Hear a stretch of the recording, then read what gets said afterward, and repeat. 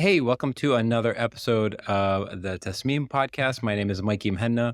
Today with us, we have two professors from VCU Qatar, Leland and Michael Perrone. The subject of today's conversation is reflecting on 25 years of VCU Qatar and thinking about non-traditional expression. And just like the other episodes in this series, these titles should probably be dissected and criticized. Maybe a good place to start, Leland, I'll start with you. What is your first memory of Tasmeem? What's the first time you heard of that thing as an idea? I chaired the second Tasmeem, but what I really remember were the initial talks about it the first year that we were going to do it. We were such a small school back then, and you often worked with the same people getting an idea started. And what we were really faced with as far as a challenge early on was getting the businesses, getting corporate organizations, getting any sort of organization familiar with, well, what can design do for the community, for what initiatives or what ideas that you're fostering. And so it was kind of an exciting time as far as coming up with this idea of a conference to inform the place where you're at. This is what design. Yeah. Would you say, Leland, just to stick with you for a second, would you say that you're originally in those early conversations, the main constituency that you were sort of thinking about engaging with was the Qatari public? Yeah.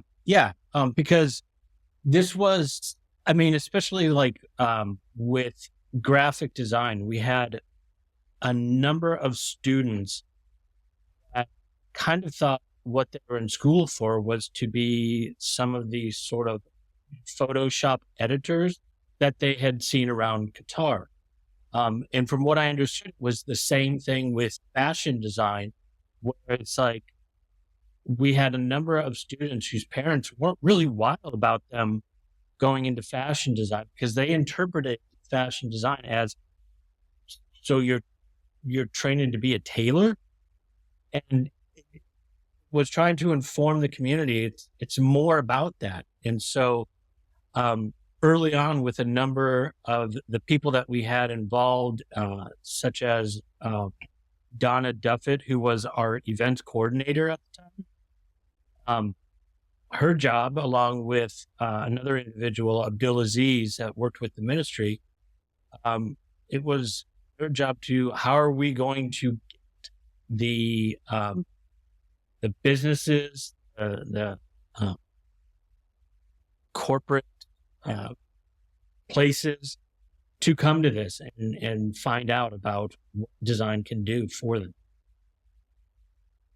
Yeah, it's interesting. Like, Michael, I saw you like smiling along as Leland was going on. Do you have a different memory? Do you recollect that time differently?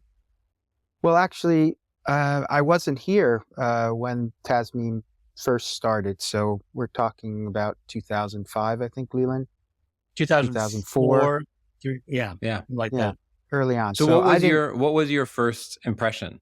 Yeah, I didn't get to Doha until 2012 was my first visit here. And actually, I came just for 10 days. I was teaching at the home campus in Richmond, and they brought me over knowing that I would be coming to Doha to teach the following fall. They brought me over as a visitor, and it was in March of 2013. So it was right after a Tasmeem 2013. So my first impression was to see kind of the aftermath of this event, which for that particular Tasmeem was a massive endeavor. I think perhaps the largest or most days ever devoted to a Tasmeem, 5 or 7 days. So it was really had a footprint all over the university and all over the campus. So I remember going to the student center and seeing a faculty show that was put together in this black box, which is like the black theater area in the student center. I went to Mataf Museum, and there were projects there that had been done with faculty from both campuses, and all around the building, signages and remnants of the festival. So it was quite a impact on my initial impressions of VCU and Doha in general. You know, the subject of the conversation, the sort of the angle that I wanted to take with this conversation was exploring both of your work as what I would sort of describe as like non-traditional expression, incorporating things like that are non-traditional expression. I'm curious, before we get into that, Leland, in what ways do you think the Tasmeem's approach as a design conference or design event or design festival or design whatever the noun is non-traditional? In what ways does it differ from other similar type events around the world or around the region? Nice question. I think part of my answer to that would be trying to balance really the audience participation. We in the past have had schools come from Dubai, Abu Dhabi, Bahrain, but then also from Turkey and other places all over the place. And so it was balancing what sort of things that we did during the conference, as far as like Michael was talking about at the Mataf Museum, the workshops that were going on. We always had our presenters try to give workshops to the students as well. So that their level of involvement would be beyond just kind of sitting in an audience and just being like, sitting there and listening. We wanted them to interact and trying to bring these speakers from all over the world and regionally within the Gulf region, also the wider Middle Eastern region, so that the students, as part of the audience, could relate and understand, this is what's going on in design in other places, and it is similar to what I'm doing. So I am getting the right kind of education. I don't know what it was always about the students, but are we being taught the same kind of things that are being taught in other universities? And to hear, not only from maybe like a professor teaching at another university that was a guest, but a professor that brought their students, and then the exchange between one set of to another, getting that like, so that's what you do, that's what we do. And I guess that's always been a sort of goal of Tasmeem, is just to, as I was saying before, like to get the community to understand what design is. For the students, it was like to understand what a design education is, and that they are getting what all design students are getting. Yeah. Do you feel, Michael, when you work with students and you work with their families, do you feel like their collective understanding of what design is, as Leland was saying, has changed actually over the last 15 years that you've been there? Totally. And I would just start by saying VCUQ started as a design school with interior, fashion, and graphic design. And that was for the first 10 years or so of their existence. But then painting and printmaking, the department that I teach in, was added, as well as art history. So we really are, even though Tasmeem is the Arabic word for design, we are an art and design school. So we kind of, we bridge both of those disciplines. And of course, there's tremendous crossover. But at the time that I came to Doha, it was really, and maybe Leland can add to this, but from my experience, it was just, they were just starting to really make this push in the arts, as far as museums opening, galleries opening, and then in the coming years after that, there were initiatives like Doha Fire Station, which is an artist in residency program. More recently, this equivalent in the design world, the Liwan Design Center, opened a couple of years ago, and that's kind of has a similar residency model. Other museums like M7, Design Museum, the Design District. So there's been a ton of activity in my 11 years here. So I think our mission at VCU, and then you could say an extension Tasmeem, has really been to show what art and design is, to model that behavior, to be a living, working artist, designer, and to share that knowledge with our students and the community, because it's all new. It's all new to them. And, this creates challenges because even just art and design in general are largely misunderstood or mysterious in some way, I would say, worldwide. Yeah, so I kind of want to poke at that mystery a little bit and try to understand almost the nature of that mystery, for whether it's a parent, whether it is a student, whether it's a professor across the way at one of the other universities, whether it's a CEO of a company in Doha that may or may not want to hire these humans with these degrees. So, Michael, let me stay with you for a second. What is the mystery of art and design? Like, what is so mysterious about these disciplines that is persistent? What is so persistent about that mystery? Yeah, it's a very difficult question. And I think if I had an easy answer, the mystery would be solved and we would have super high enrollment equivalent to accounting departments and, the financial sector. But we don't. I think for the artist viewpoint, a big part of it is the mystery is that it's so introspective. It's so unique. Each artist has their own individual journey that they go on. And sure, that takes you through painting and printmaking, which is our department, but it also takes you through many other disciplines. And there's no bright lines as to what those disciplines are. So I'm exploring painting in my studio. I may show you some of my work and you might say, oh, that looks more like a sculpture, or that I've never seen anything like that. How is that art?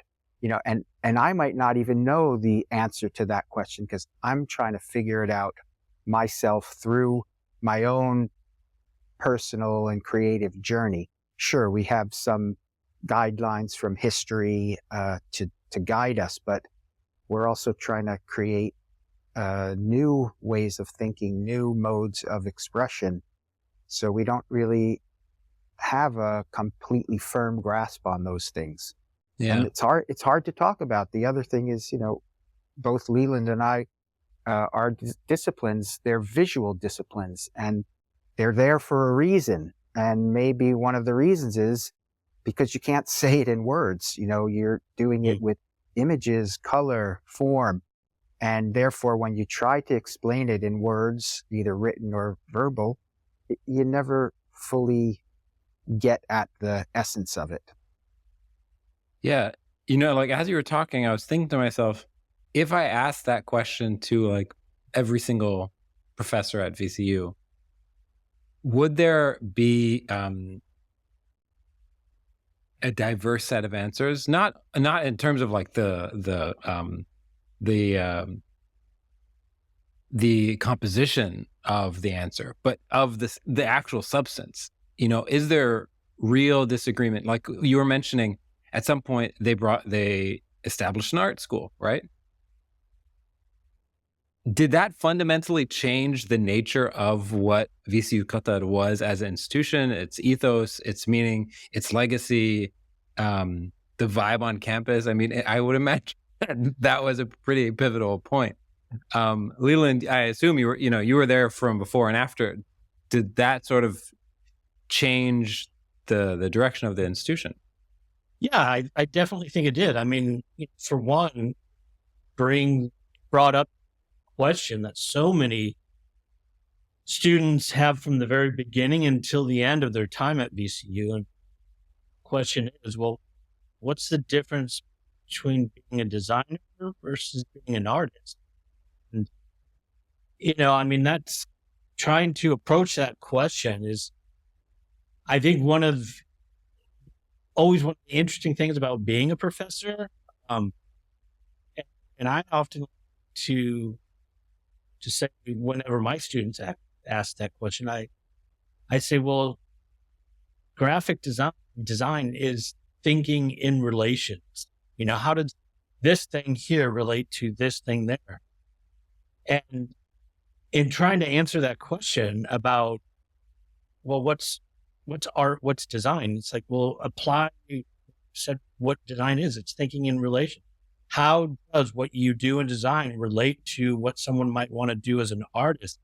And does there need to be that much of a distinction? I mean, regarding your question as to you were saying that, like, if you were to ask a question to a number of the different people, you'd get a whole bunch of different answers. There's people in department that would be like, Leland, I hate you bring this because you're wrong, but it's one of those things that's interesting about being in a place like, an art and design school like VCU Qatar, is you have the opportunity to participate in those discussions. And sometimes it might open your eyes to like, oh, I never thought of it that way. And I think that's one of the things we encourage our students to do, because, I mean, especially with our approach to graphic design, students will sometimes ask, what is graphic design? Along with saying that it's thinking in relation, it's problem solving, problem solving in a way that's like, well, why would I be hired for problem solving? It's like, well, because you have a creative approach to it. You will approach a project, a problem, different way. And I hope that's what a number of people would hire artists and designers for. I will often tell my students that distinction a lot of times exists only because you've made it a distinction, and that art and design. Interestingly enough, we've just kind of finished up one of our courses towards the end of this semester, where a couple of the other professors of mine and I brought in alumni to speak. Alumni as far back as 2007 to a couple of graduated last year, just to talk about what happened after graduation. And some of those, a number of them have gone into, some of them left graphic and did something else, still on the creative end. But I'm more of an illustrator now. But what was taught in ways to approach a problem from design really affected what I do as an illustrator. As you were talking about that idea of these alumni coming back, right? I always wonder, like, when I think about the legacy of an institution, it's usually, I always think that it's being framed as there is this like click and drag thing where it's the same thing and it goes all the way until the end and then it just projects forward, right? But that's obviously not true. It changes along the way, illustrated by what we're talking about here.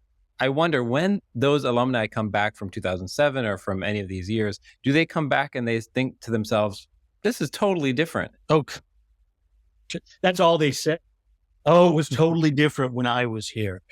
There was this, we didn't do this, and I wish we would have had that. So yeah, it definitely changes because, I mean, I think one of the things behind art and design is that it changes as technology changes, Yeah. and you have to evolve with that change, or you're going to be left behind. Um, Yeah. and so, yeah, I mean, it was really nice hearing from one of our alumni who kind of some of the different categories that we were deciding on who to bring in. She talked about working in the corporate area right after she graduated. She then talked about how she started up her own business because another thing she did was that she got married and had children, had a family. And so the family, the sort of corporate, experience, and then started up her own freelance sort of things. Because what her interest was, and what I really liked about this, as far as our current students hearing what she said, is that once I got infected with the creative approach to doing things, it becomes what you do. It becomes a part of my life. And so the way that I would approach a situation or a problem with raising children is what sometimes a design approach, Yeah. Was it a pragmatic approach? Was it a poetic approach? What is a persuasive approach? These are the things that we, part of what we do is teaching our students. Yeah. Okay. If you could compare a freshman coming in to VCU Qatar today compared to, let's say, 15 years ago, in what ways is that person's experience and expectations about what type of education they're about to receive and the type of career that they are entering, in what ways has that experience and expectations been shaped by the work that VCU has been doing over the last, 25 years? In what ways is it different? Yeah, I mean, it's harder for me to say 15 years because I haven't been here.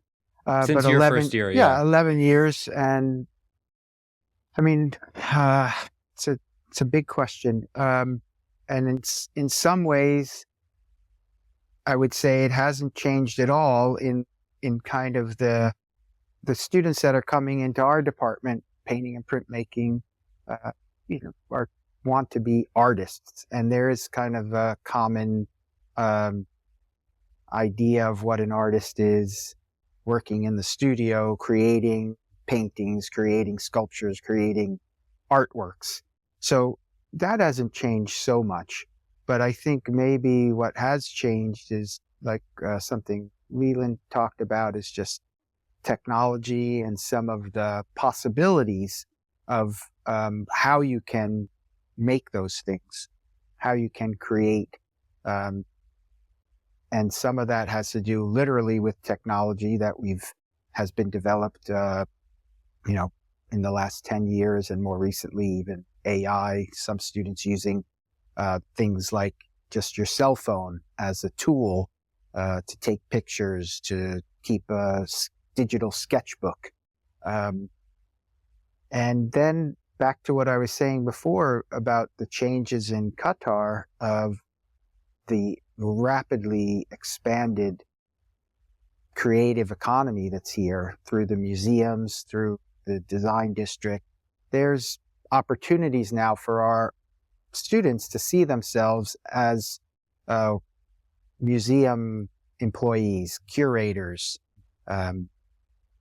designers in private sector, but also working for Qatar Museums, which is a huge employer of our graduates.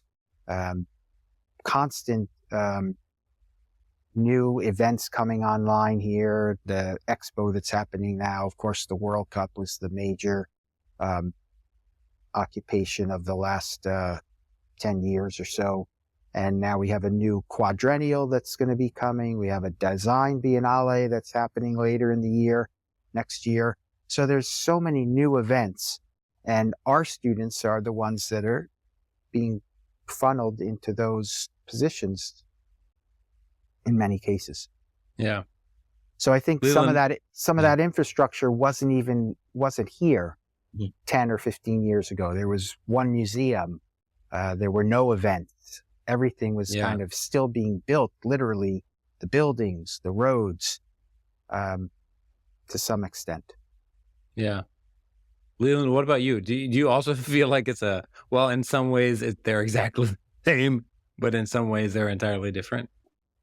Yeah, I do. I mean, I think from the idea of a freshman coming in, from when, let's say, the first,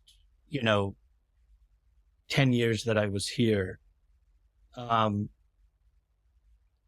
versus a student that's coming in now, I still think they come in with this like very narrow idea of like, okay, well, what is art? What is design?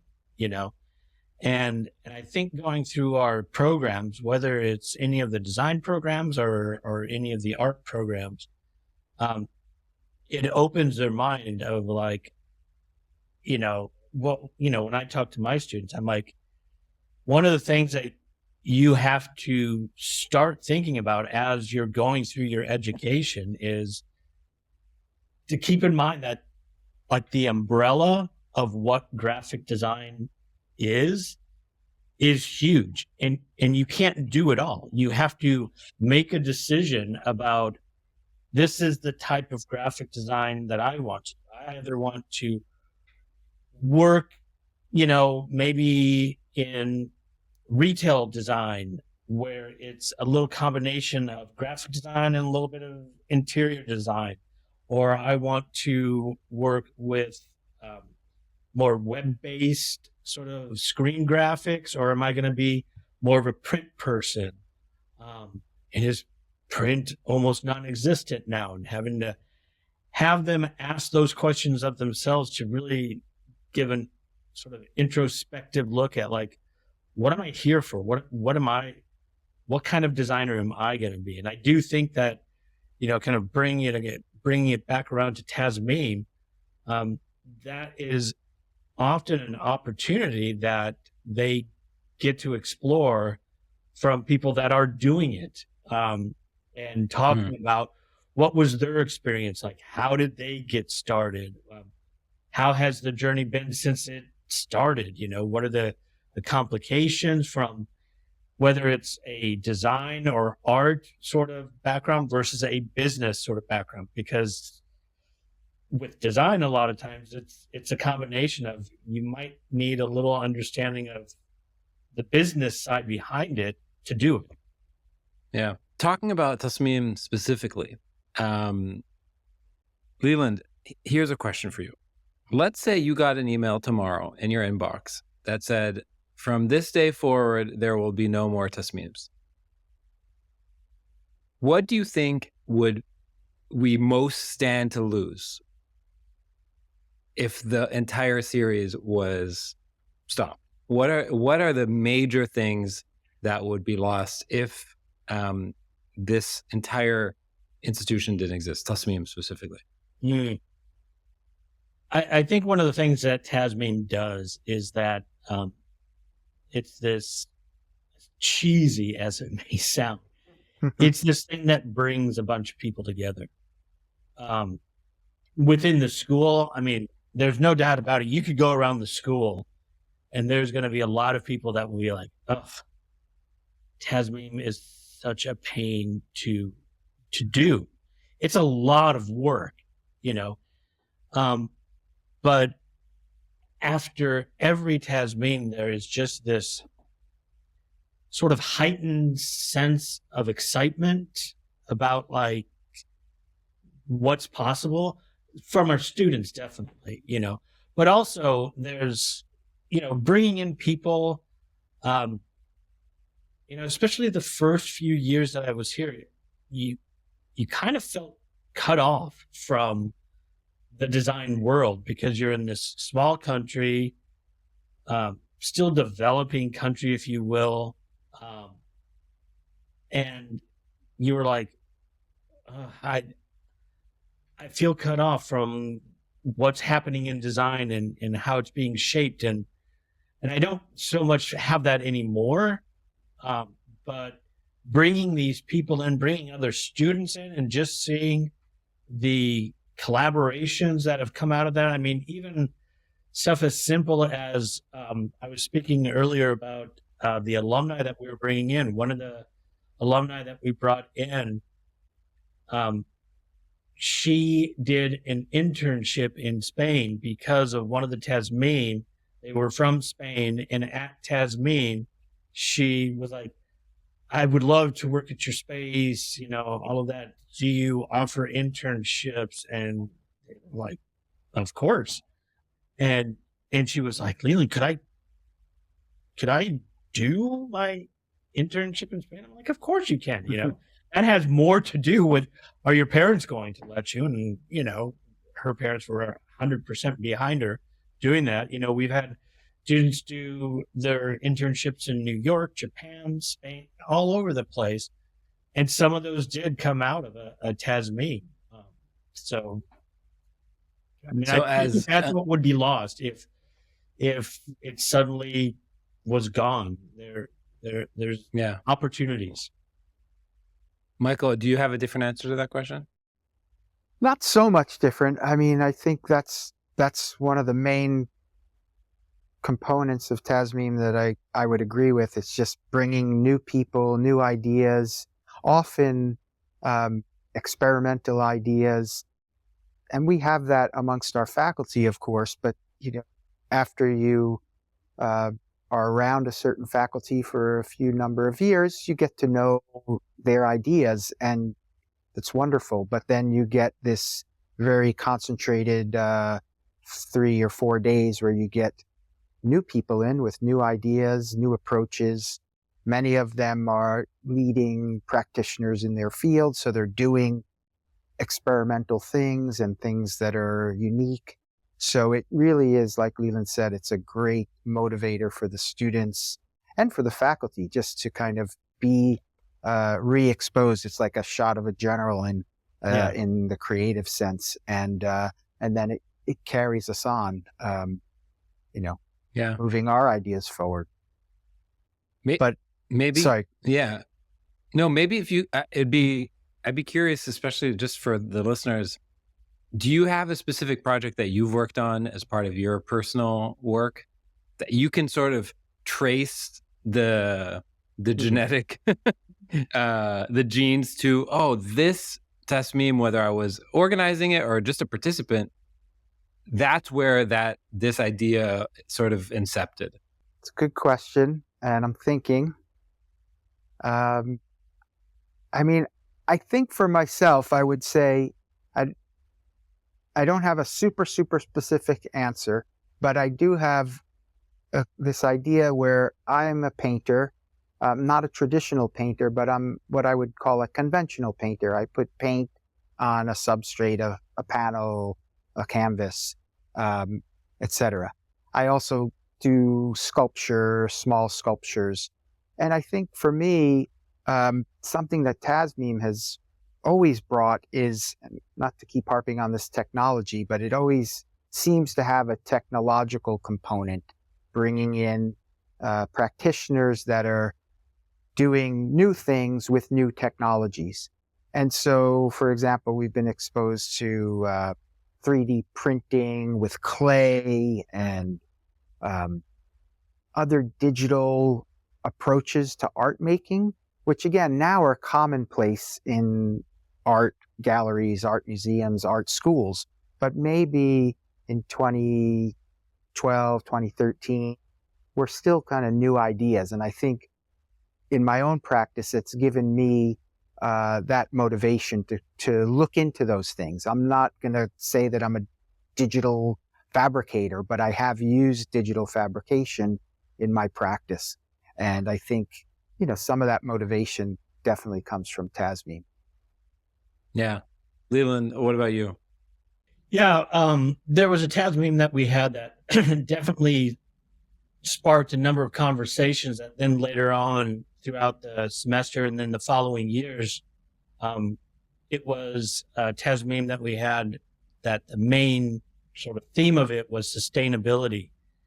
And so approaching that word and like, what do we mean by sustainability? And, there's the ecological aspect of it of like, as far as designers, what sort of inks, what sort of papers that can we decide to use that can actually sustain the environment a little bit better.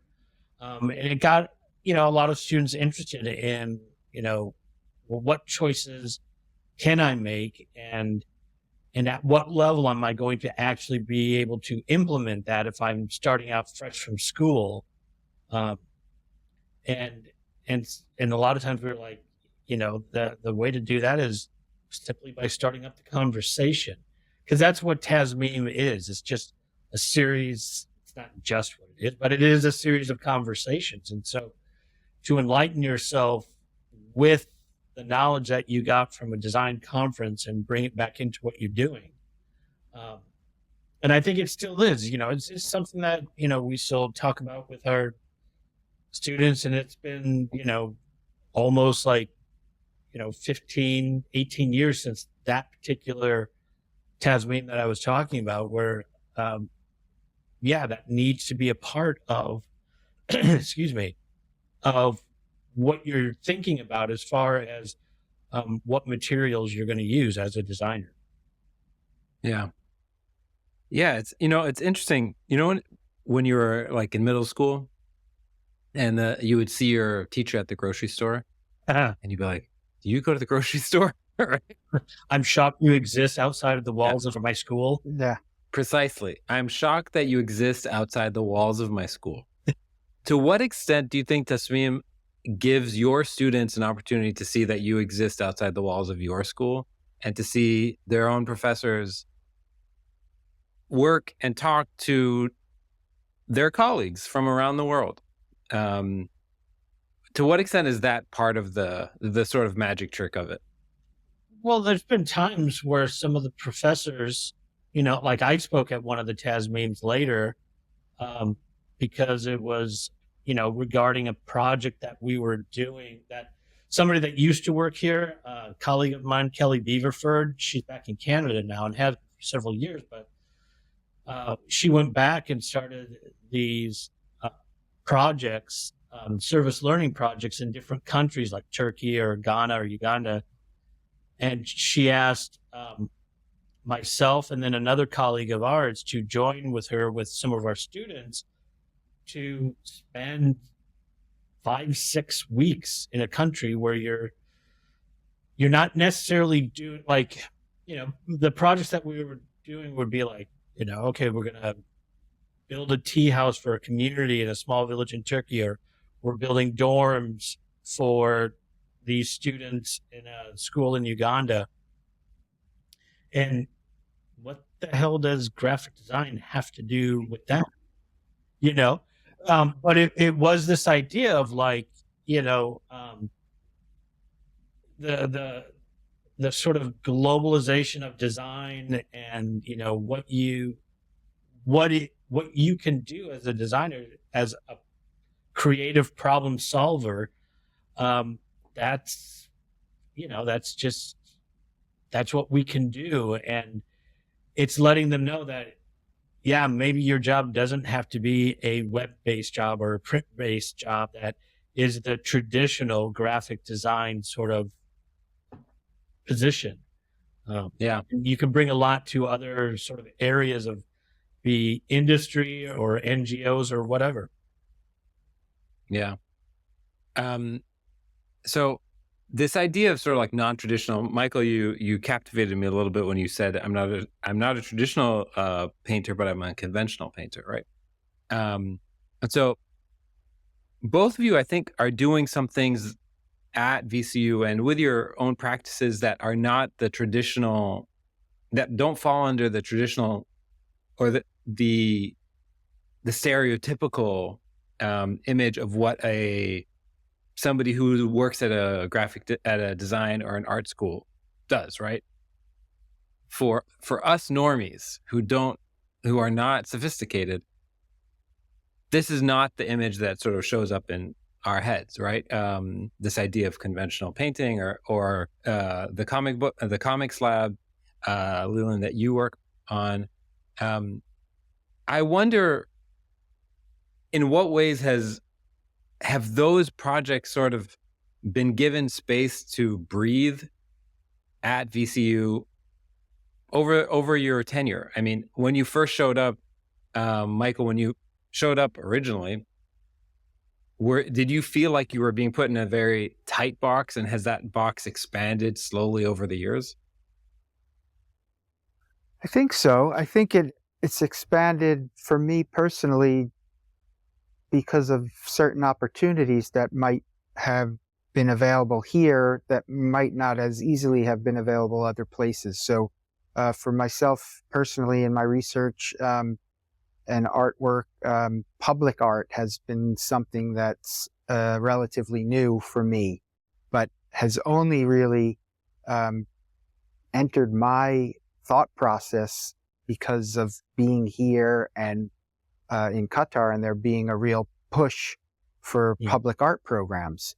And so I decided to give it a shot, and had a positive experience with one project, and then was asked to do a second, was asked to do a third. So that, of course, public art has been around for hundreds of years, but it's just something that I had never thought I would be interested in. I thought I would be this, again, conventional painter in the studio working on a small canvas on my easel that's going to then end up in a gallery, museum, someone's collection, etc. But my most recent project was with a colleague here at VCU, Marco Bruno, who's an architect and teaches in the MFA of Design program here.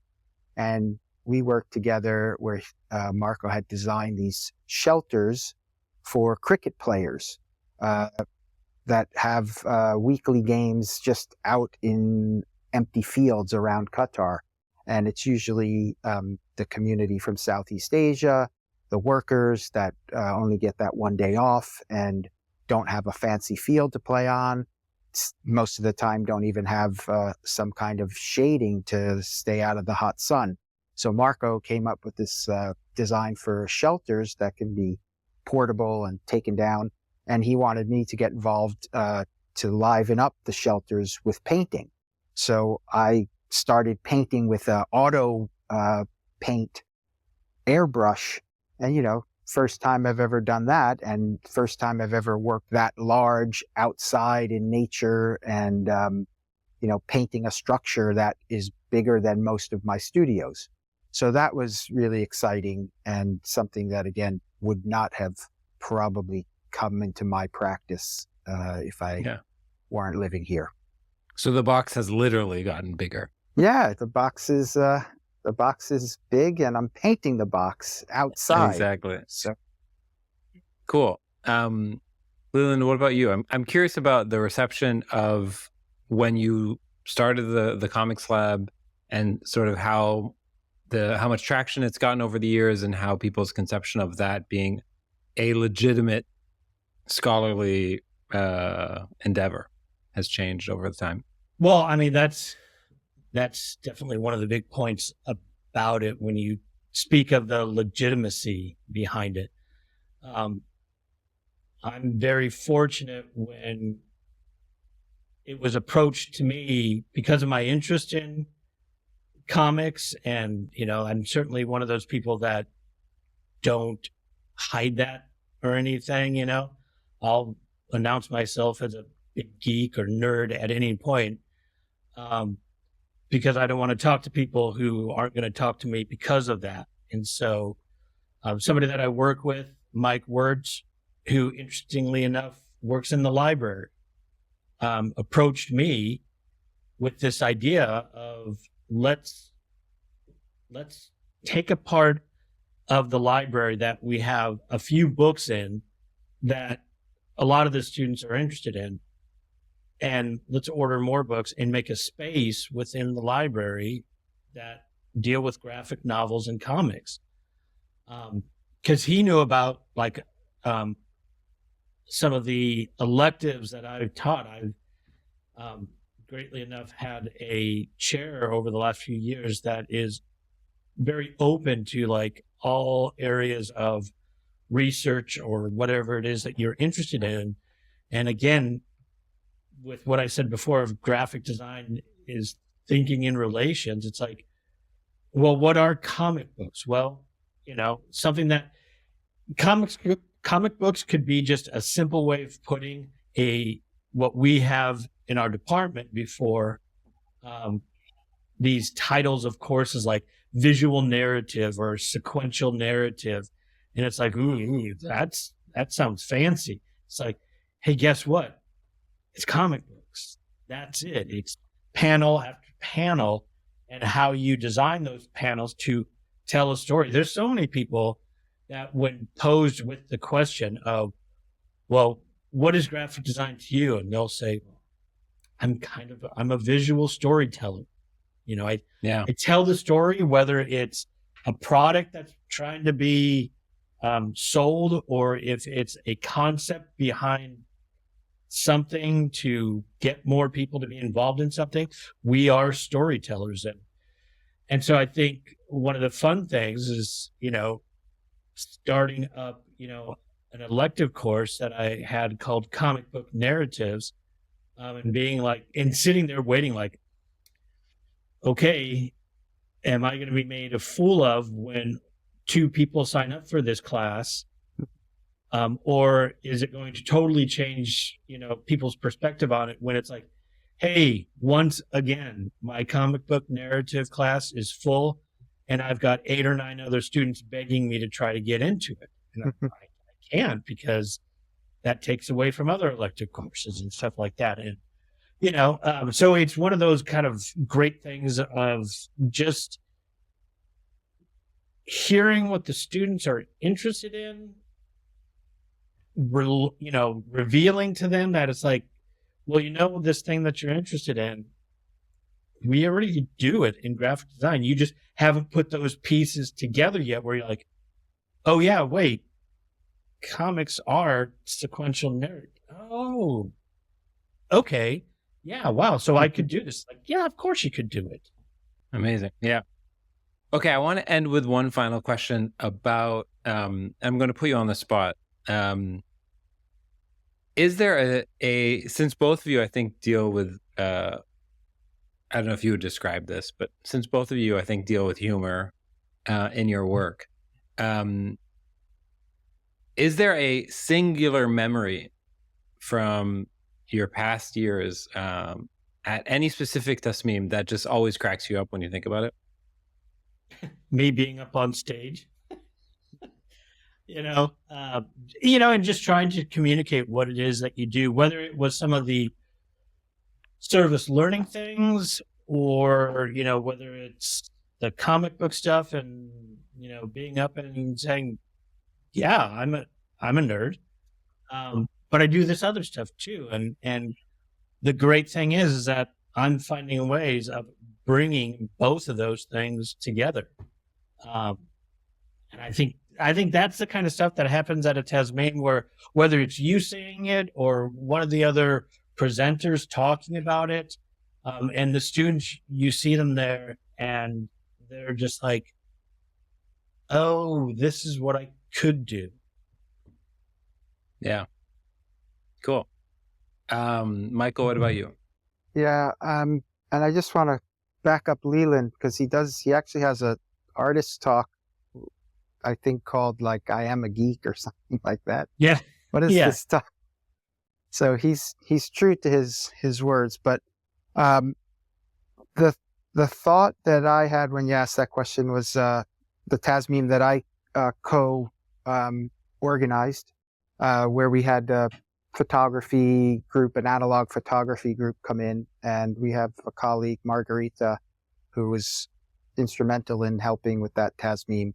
and she's also a Harley Davidson rider. And enthusiast, yes. So she made it known to these photographers that she had this massive Harley parked outside, and somehow 10 minutes later, she was riding it in through the double doors on the tile floor right up to the photo station, and had her picture taken with the Harley. So it was a moment of humor, maybe a moment of risk, which I guess would be the same or similar, and just a moment of, okay, it's Tasmeem, so anything goes, and let's just do it, and apologize later. So good. I lied. I'm going to ask one last question to both of you. If you had to give prescriptive advice for the next 25 years, Leland, what would you say? Hey, listen, do whatever you want, but don't forget to do this. We need to start doing this, specifically with Tasmeem. Oh, geez. Don't forget to talk to people. Talk to people who have organized Tasmeems before, but also, to try to take a fresh, new approach on what a Tasmeem could be. Talk to people outside of your area of expertise, if you want to call it, or, God, don't make me say something like think outside the box. But, that's, in a way, that's, just going back to what Tasmeem was for, is trying to get people to see or understand what art and design can do for a community, and how it can enrich it and make it something more that is visually understood. I guess, look for those ways, or look for those opportunities to speak to people that could lead to this is what the next Tasmeem could be about. Cool. Michael, what about you? Yeah, it's interesting because I think part of this endeavor that you're spearheading through Richard, and the endeavor he's spearheading to kind of let's talk about Tasmeem and try to figure it out for the next 25 years. I think that's exactly it. Just like keep it fresh. Don't expect the norm from it, and just try to continually reinvent it. And that's its biggest strength, is just showing us new things and new ways of thinking, new ways of learning, new ways of creating. Yeah. Well, thank you to you both. This was a lot of fun. I really enjoyed it. Thank you, Mike. For those of you who are listening, Thanks. If you haven't listened to the other episodes, go check them out. Michael, Leland, thanks so much. Thank you. Thanks, Leland. Thanks, Mikey.